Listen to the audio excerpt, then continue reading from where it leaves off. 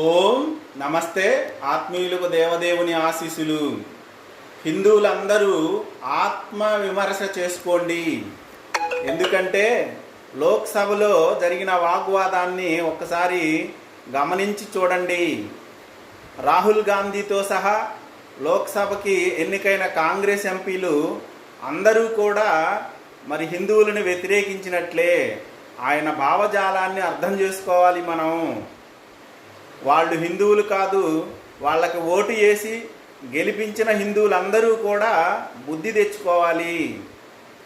ఎందుకంటే రాజకీయ నాయకులు ఎన్నికయ్యి ప్రజలకి క్షేమం కలిగించాలా.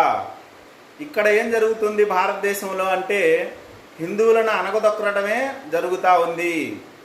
ఈ అణిచివేతకు గురి అవుతున్న మెజారిటీ ప్రజలు బుద్ధి తెచ్చుకొని